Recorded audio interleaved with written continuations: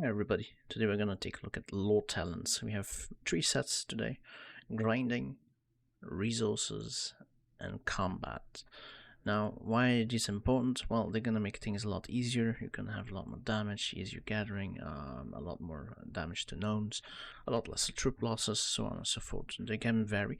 Now, I use usually the 3 setups, so grinding, resources, and combat. So you can set them up here. If you want to change the name, you just type in, you click confirm, then you have a nice name. If you want to switch, you just click on 2, 3, or 1, and then you just confirm, switch to combat, that's it. But we're going to start with grinding. The first one is building speed or increased resource production. Now, resource production, the 10% yielding sounds very nice, but your tile resource yielding is very small. I don't think that's gonna be a huge difference compared to building. Building is a continuous thing. We need to use it a lot, but it's a personal choice in a way. So, but I would advise building. It's gonna help you in the long term a lot more. The more you go further, the more this becomes useful. Now we're focusing on gnomes, so I'm only gonna talk about the experience. It's 100% bonus XP. Can use it 4 times, 6 hours cooldown. Easy choice. The second one is troop load or gold. Of course gold, because troop load depends only on resource gathering. We're not going to do that on this one. The next one is a double choice. You can choose march speed and 0 AP cost up to 3 times. You can choose your troops not dying up to 6 times 4 hours cooldown. I think this one is a lot more cost efficient, but if you really struggle for AP, it's perfectly fine to use Divine Walker over Safe and Sound, but usually Safe and Sound is kind of the way to go, because you don't have a lot of troops at the very start, and if you're further ahead, your troops are costly. You don't want to let them die that easily. Now, leaps and bounds and Dragon Trainer. It's a difficult personal choice. I love to take the Dragon Trainer because the dragons take a lot of time. They're very important, and down the road you can switch to technology if you feel technology takes too long. It's a bit of what you need at the time. Like at some point your dragons are so massive it doesn't matter anymore. That little difference is not gonna make it, but it's the same for your technology in a way. So you just kind of choose what you like, what you need. The next one is the only choice we have, Pleasant Surprise. Doubles the enchantment stones, that's to upgrade your gear, very important. The next one is training speed or healing the wounded, and the resource cost of it. I'd always take this one, because the resource cost gets insane the longer your troops like level up, and tiers and all that, they become really expensive. The next one is a personal choice in my opinion. Is the crit rate of resource spray, is the well in the middle you click every day. You have forge conversion, that's my preferable one, or reduce the cooldown for your free summon in Hall of Immortals. Now you can do this, but I don't personally find it very useful. I like the conversion, because if you farm a lot, gather a lot, you can convert it a lot bit higher, and you might usually do that even if you're grinding, so it's a good thing to do. Sheltered, or you have warehouse, so you have storage versus protection. Now this depends on what you're doing. Like if you do a lot of PvP, sheltered is a good way to do. If you do a lot of gathering and building, you can use storage. I always use shelter a little bit, because sometimes you can't predict what happens, so I think that little bit of storage is not gonna really matter to me. I mean, it is 25%, it's very looking nice, but that's more like to the end game of it. But for now I use shelter definitely in like EVK, frost, all these kinds of things. Now the next one is reduce purifying dragon chests. You can do that if you need them, but usually double rewards for grinding mobs and all that for the gnomes is very good, because double rewards. What more to say? It's a mini event, so to speak. You can only use it up to 4 times, but still worth it. You can switch these out continuously. You can reset this infinitely now. It doesn't cost any gems like it used to. So you can just use it, change it if you have the time, if you have the will to do so. Good luck. That said, decrease gold use of dragon upgrades. That is really important in my opinion, and resource decreased trading for 5%. I use the dragon because gold is so difficult to get. But I understand it's a personal choice at heart, but gold, yeah, gold, 100% gold. Extra market attempts if you feel the need for it. Your troops get a return, that's more for the resources. And then attacking gnome bosses no longer consumes AP. Now AP usually it doesn't become a huge problem, but if you feel, this is always the way to go, effortlessly. But if you say I want more to market attempts, I don't care about EP as much, perfectly fine. Now you gain additional 1 wish on the wish fountain. I mean, that's kind of nice, up to 5. It's not bad, it's a good choice. But we're here for the grinding, so reducing AP by 2% when fighting Gnome's army.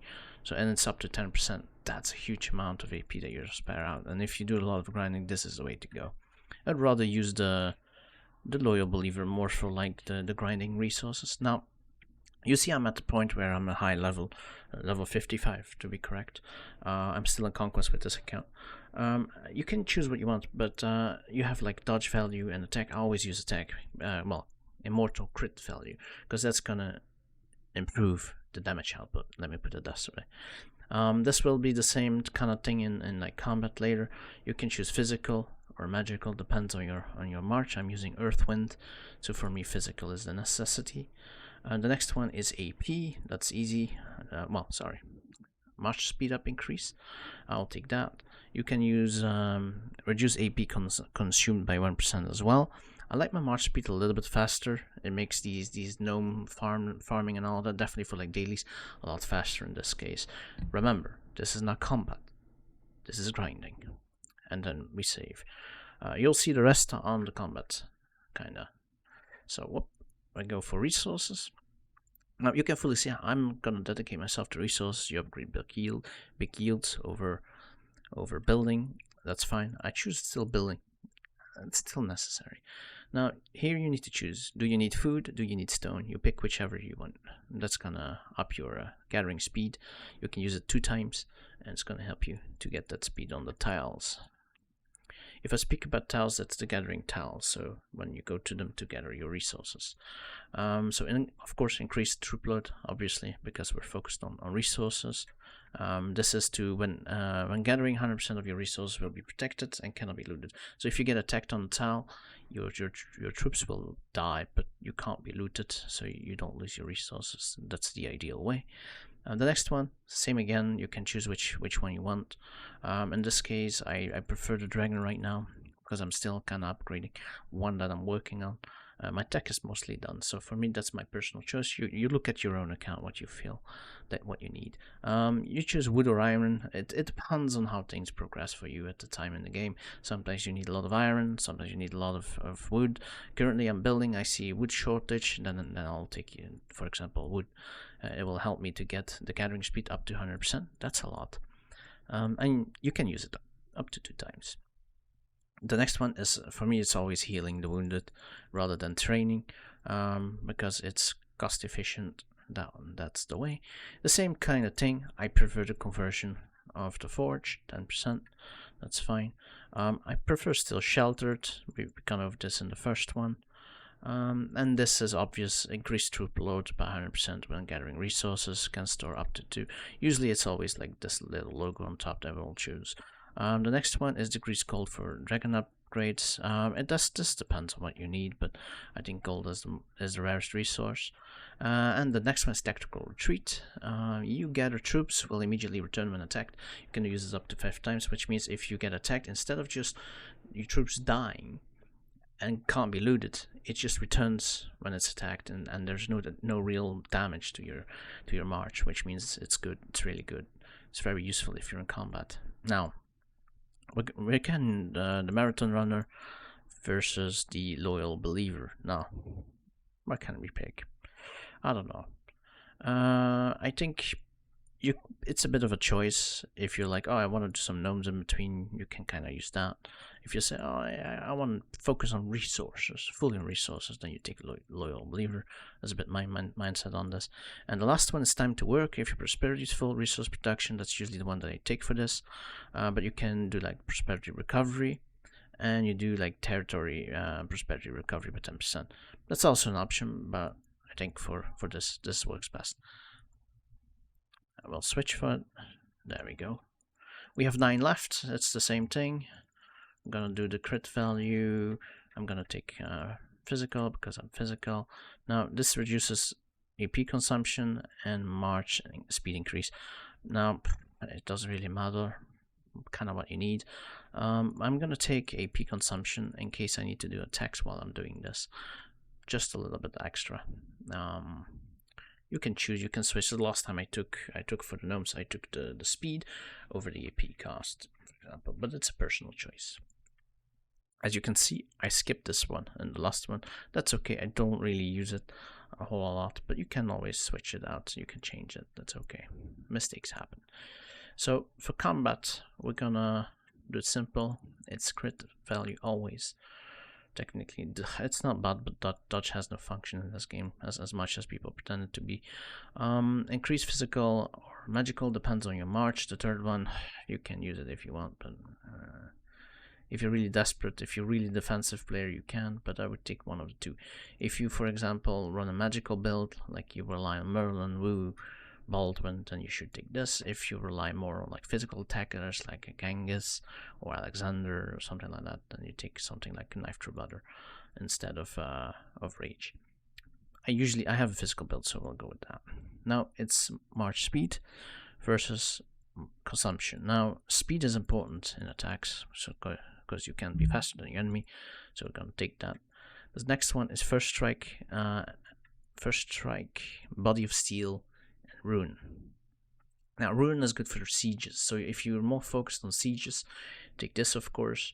If you're more focused on defense, you can take this as well, but generally you always use first strike. Gives you the opportunity to use it 3 times. It'll be a lot easier to defeat your enemy if the margin between the two strengths of your marches, because size is not always a good indicator in my opinion. It's gonna give you that edge that you need. That's why I always use that. I switch out often if I need to. If I prefer like to set 3 days, I'm gonna do sieges. You just reset. You do it very quickly. You use the sieges instead. If you say, oh, I'm gonna be on the defensive for like gates, you can use body of steel instead.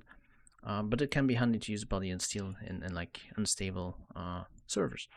Now, we have reduced territory, relocation, and construction time. It's very good to be used in IB, so Illusion Battlefield. If you want, you can use that in normal combat too. But I prefer reduced troops kill by, because troops is resources, a lot of resources. The next one is important. Rank advancement is used for honor trading, because it practically doubles the honor you gain. You can do it up to 3 times. Very handy, very useful for honor trading. I always put this on because honor is such an important factor to most people, so I always use that. Can you use loss stance? Yeah, you can, but 10% of your prosperity to increase your damage. You need to have a really good edge on that. I'm just not really fond of it. And fully heals wounded when your defense fails. If you're really desperate to save your troops, it's useful. But honestly, rank advancement is like the most convenient one of them all. But it's up to you. Gotta have a little bit of free choice there. During combat, for the domination is reduces physical and magical damage of your enemies. Very useful. Or you can do like immortal skill damage -1%. Now, 5% of immortal skill, I still think that's a lot better.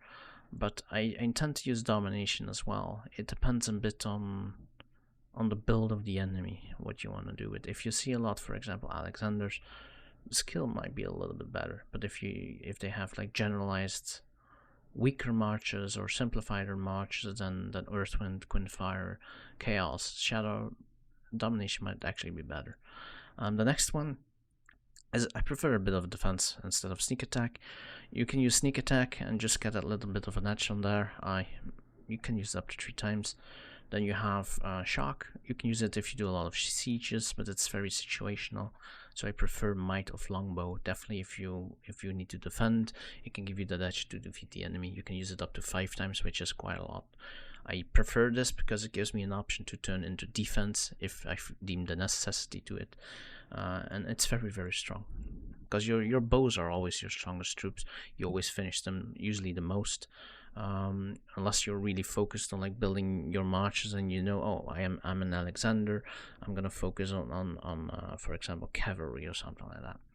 Increased NG Reagan for your immortals, or you can use the attack speed.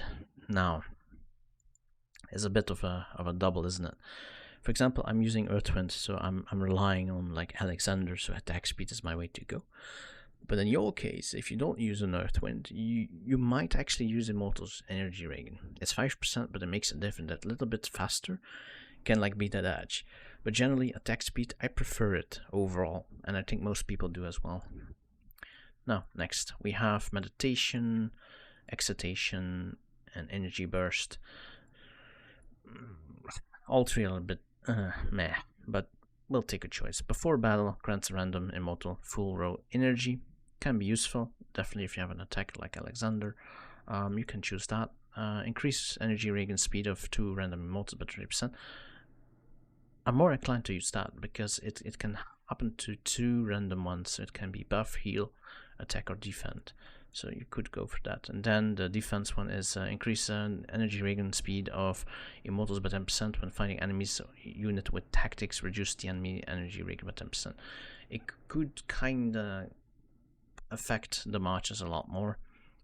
It's situational, to be honest. I think this Excitation is actually the best one of the 3, kinda ish, but it depends a bit on what you want to do. Resilience versus accuracy. I prefer accuracy because if your attacks don't land, then there's no point to it. Usually that relies in most marches. Woo for Fire Queen, Merlin for Water Nuke. Earthwind is Alexander, so on and so forth. So you want to focus on that. For main and out, it kind of doesn't really matter. Like you won't use them a lot, but when attacking enemy territory, it reduces the amount of wounded troops. You can use that by 40%. That's handy because it's cost cutting, so you could use that. When attacking the enemy territory, you don't need to achieve a victory against the wall. Honestly, if you can't break the wall, you have a huge problem to begin with. When defending against an enemy, automatically deactivates enemy meditation. It could be, and also your back row gets extra energy up to increased up to 10%.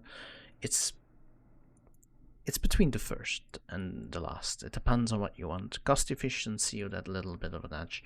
I like the little bit of an edge over like cost efficiency. Usually if you can farm your targets, cost efficiency is not that bad. Then it's decreased enemy regain, or you can do like after being defeated, the number of the dead troops will reduce by up to 10%.